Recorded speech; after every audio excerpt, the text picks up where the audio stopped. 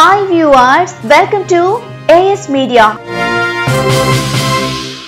నమస్తే, welcome to AS Media. ఈసారి ఆంధ్రప్రదేశ్ ఎన్నికల్లో రంగంలో 8 మంది మాజీ ముఖ్యమంత్రి వారసులు ఉన్నారు. వీరిలో ఎవరు గెలుస్తారు, ఎవరు తండ్రి పేరును నిలబెడతారన్నది ఇప్పుడు చాలా ఆసక్తికరంగా మారింది. 3 ప్రధాన పార్టీల్లోనూ మాజీ ముఖ్యమంత్రుల కుమారులు పోటీ చేస్తున్నారు. ఈ నియోజకవర్గాలపై ఇప్పుడు వాడి వేడి చర్చ జరుగుతోంది. వీటిపైన కూడా బెట్టింగ్ రాయుళ్లు పందాలు వేస్తున్నారు. వీరిలో మొదటగా వైఎస్ జగన్మోహన్ రెడ్డి. దివంగత వైఎస్ రాజశేఖర్ రెడ్డి తనయుడిగా వైఎస్ జగన్ సొంత పార్టీ పెట్టి ఏపీలో అధికారంలోకి వచ్చారు. ప్రస్తుతం తన కంచుకోటైన పులివెందుల నియోజకవర్గం నుంచి పోటీ చేస్తున్నారు. విజయం సునాయాసమే. మెజారిటీ ఎంత అన్నది మాత్రం ఇప్పుడు వైఎస్ జగన్ విషయంలో చర్చ జరుగుతోంది.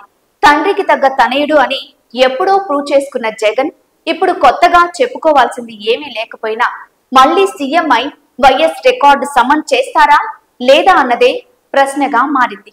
నెక్స్ట్, నారా లోకేష్. ఉమ్మడి ఆంధ్రప్రదేశ్ లోను విభజిత ఏపీలోనూ 14 ఏళ్లు ముఖ్యమంత్రిగా పనిచేసిన చంద్రబాబు నాయుడు కుమారుడు నారా లోకేష్. ఈయన మంగళగిరి నుంచి టీడీపీ అభ్యర్థిగా పోటీ చేస్తున్నారు. గత ఎన్నికల్లోనూ నారా లోకేష్ మంగళగిరి నుంచి పోటీ చేసి ఓటమి పాలయ్యారు. అయినా మరోసారి ఇక్కడే తన అదృష్టాన్ని పరీక్షించుకుంటున్నారు. కానీ ఈసారి కూడా నారా లోకేష్ గట్టి పోటీ ఎదుర్కొంటున్నారు. అయితే ఎడ్జిలో అయినా బయటపడే అవకాశం ఉందని టీడీపీ నేతలు ధీమాగా ఉన్నప్పటికీ ఫలితాలు వెలువడేంత వరకు సస్పెన్స్ తప్పేట్లు లేదు. నెక్స్ట్, నాదెండ్ల మనోహర్. ఉమ్మడి ఆంధ్రప్రదేశ్ లో నెల రోజుల పాటు ముఖ్యమంత్రిగా పనిచేసిన నాదెండ్ల భాస్కర్ రావు కుమారుడు నాదెండ్ల మనోహర్. ఆయన గతంలో ఉమ్మడి ఏపీ శాసనసభకు స్పీకర్ గా వ్యవహరించారు. తెనాలి నియోజకవర్గం నుంచి జనసేన పార్టీ తరపున పోటీ చేస్తున్నారు. గత ఎన్నికల్లోనూ జనసేన నుంచి పోటీ చేసి ఓటమి పాలయ్యారు. ఈసారి కూడా వైసీపీ అభ్యర్థి నుంచి గట్టి పోటీ ఎదుర్కొంటున్నారు. టీడీపీ, బీజేపీ, జనసేన కూటమిగా ఏర్పడడంతో తన గెలుపుపై నాదెండ్ల మనోహర్ ధీమాగా ఉన్నారు. నెక్స్ట్, నందమూరి బాలకృష్ణ. ఉమ్మడి ఆంధ్రప్రదేశ్ లో ముఖ్యమంత్రిగా వ్యవహరించిన నందమూరి తారక రామారావు కుమారుడిగా టాప్ హీరోగా వెలుగొందుతున్న బాలయ్య హిందూపురం నుంచి తెలుగుదేశం పార్టీ అభ్యర్థిగా బరిలో ఉన్నారు. 2014, 2019 ఎన్నికల్లో వరుసగా గెలిచిన నందమూరి బాలకృష్ణ హ్యాట్రిక్ విజయం కోసం తహతహలాడుతున్నారు. హిందూపురం నియోజకవర్గం పార్టీకే కాకుండా నందమూరి కుటుంబానికి కూడా కంచుకోట కావడంతో ఈయన గెలుపుపై అనుమానం లేకపోయినా వైసీపీ వేస్తున్న ఎత్తుల వల్ల ఈసారి మాత్రం గట్టి పోటీని ఎదుర్కొంటున్నారు. నెక్స్ట్, కోట్ల సూర్యప్రకాష్ రెడ్డి. ఉమ్మడి ఆంధ్రప్రదేశ్ లో ముఖ్యమంత్రిగా పనిచేసిన కోట్ల విజయభాస్కర్ రెడ్డి తనయుడు కోట్ల సూర్యప్రకాష్ రెడ్డి. ఆయన గతంలో కాంగ్రెస్ నుండి కర్నూలు ఎంపీగా, కేంద్ర మంత్రిగా కూడా పనిచేశారు.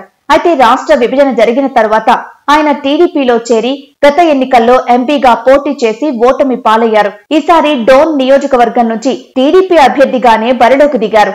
డోన్ లో ఈసారి బలమైన ప్రత్యర్థితో తలపడుతుండటంతో గెలుపు అంత సులువు కాదు. టీడీపీ నుంచే ఆయనకు మద్దతు లభించడం కూడా కష్టమని అంటున్న నేపథ్యంలో ఆయన గెలుపు చివరి వరకు సస్పెన్స్ అనే చెప్పాలి. నెక్స్ట్, నెదురుమిల్లి రాజ్ కుమార్ రెడ్డి. ఉమ్మడి ఆంధ్రప్రదేశ్ కు ముఖ్యమంత్రిగా పనిచేసిన నెదురుమిల్లి జనార్దన్ రెడ్డి కుమారుడు నెదురుమిల్లి రామ్ కుమార్ రెడ్డి. ఆయన వెంకటగిరి నియోజకవర్గం నుంచి వైసీపీ అభ్యర్థిగా బరిలోకి దిగారు. ఈయన గెలుపు కూడా అంత సులువు కాదు. అక్కడ టీడీపీ కూడా స్ట్రాంగ్ గానే ఉంది.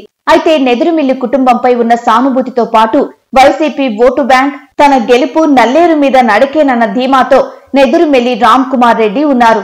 Next, YS Sharmila.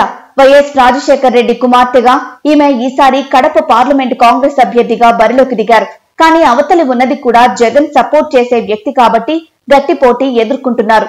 దీంతో షర్మిల గెలుపనేది కష్టమేనని చెబుతున్నారు. నెక్స్ట్, పురంధేశ్వరి.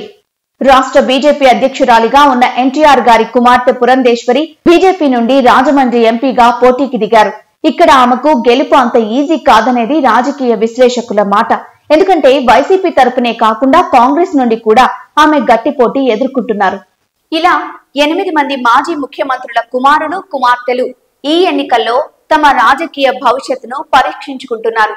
మరి జూన్ 4వ తేదీన కానీ ఈ మాజీ సీఎం పుత్రరత్నాల పరిస్థితి ఏంటో తెలియదు.